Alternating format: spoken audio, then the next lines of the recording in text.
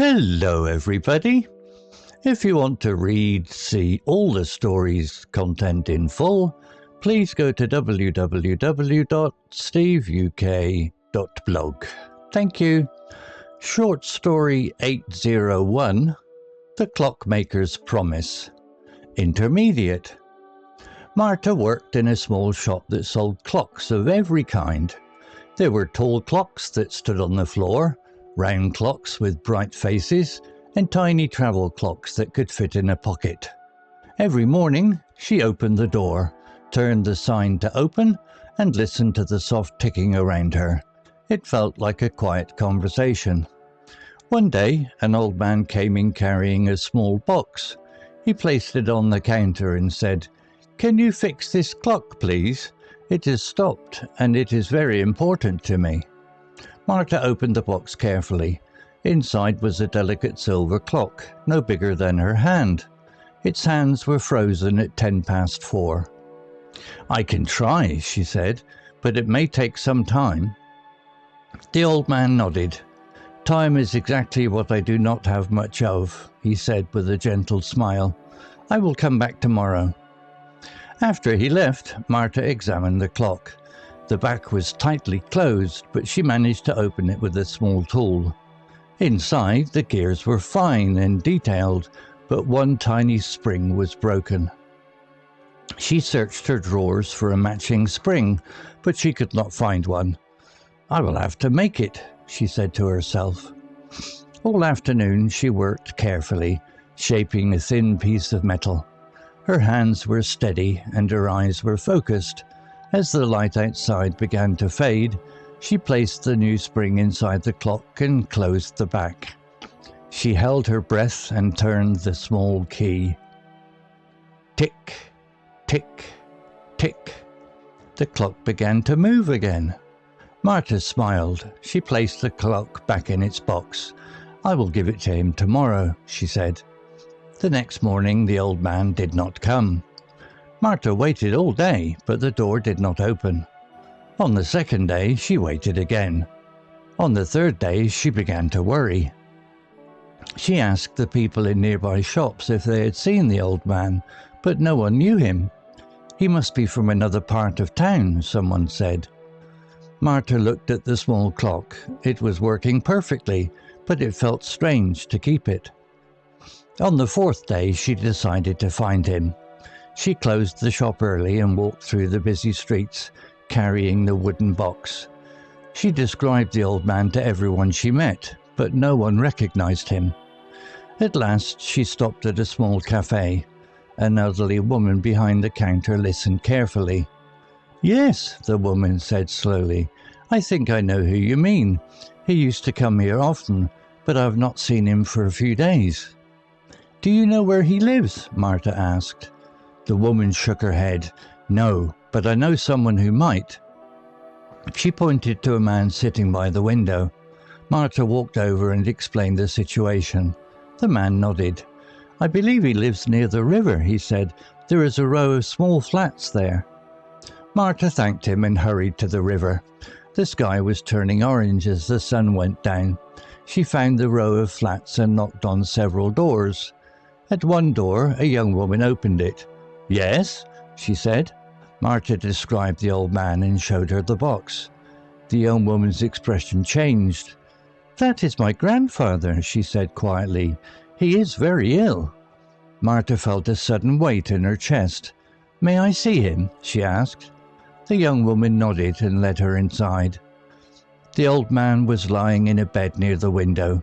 His eyes were closed, but he opened them when he heard their footsteps. "You came," he said softly when he saw Marta. "I fixed your clock," she said, placing the box in his hands. He opened it slowly. When he saw the clock ticking, his face lit up. 4:10, he whispered. "That is the time I first met my wife." Marta stood quietly as he held the clock close. "I was afraid it would never work again," he said. "Thank you." Marta smiled. "I am glad I could help." The old man looked at her kindly. "You did more than fix a clock," he said. "You gave me back a moment I thought I had lost." He closed his eyes again, still holding the clock. Marta left the flat in silence. Outside, the evening air felt cool and calm. The next day, the young woman came to the shop. "My grandfather passed away last night," she said gently, "but he was very peaceful. He kept the clock with him." Marta lowered her head. "I am sorry for your loss."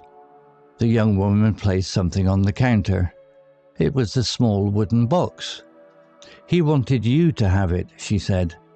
Marta opened the box. Inside was the silver clock, still ticking. She looked up in surprise. But it was his. The young woman smiled. "He said you would understand its value." After she left, Marta held the clock in her hands. She set it carefully on a shelf where she could see it every day. From then on, whenever she heard its steady ticking, she remembered the old man and his story. It was no longer just a clock.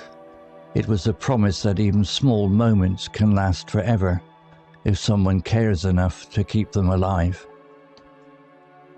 Vocabulary notes. Delicate. Meaning, something delicate is small, fine, and easily damaged, so it must be handled with care. Example. Inside was a delicate silver clock, no bigger than her hand. Similar words. Fragile, fine, dainty, intricate. Examine. Meaning, to examine something means to look at it very carefully in order to understand it or find a problem. Example. After he left, Marta examined the clock. Similar words. Inspect, study, check, observe. Recognize. Meaning, to recognize someone or something means to know who or what they are because you have seen them before. Example. She described the old man to everyone she met, but no one recognized him. Similar words. Identify, remember, know, recall. Peaceful. Meaning, peaceful describes a feeling or situation that is calm, quiet, and without stress or trouble. Example. But he was very peaceful. Similar words. Calm, quiet, relaxed, serene. Value. Meaning, value is the importance or worth of something, especially how meaningful it is to someone. Example. He said you would understand its value. Similar words. Worth, importance, significance, meaning. If you learned a new word today, please make sure to subscribe so you can practice again tomorrow. Story written by Steve UK and ChatGPT. Image created by ChatGPT. To read, see all the story's content in full, please go to www.steveuk.blog. Thank you. CC Music, Drifting at 432 Hz, Unicorn Heads.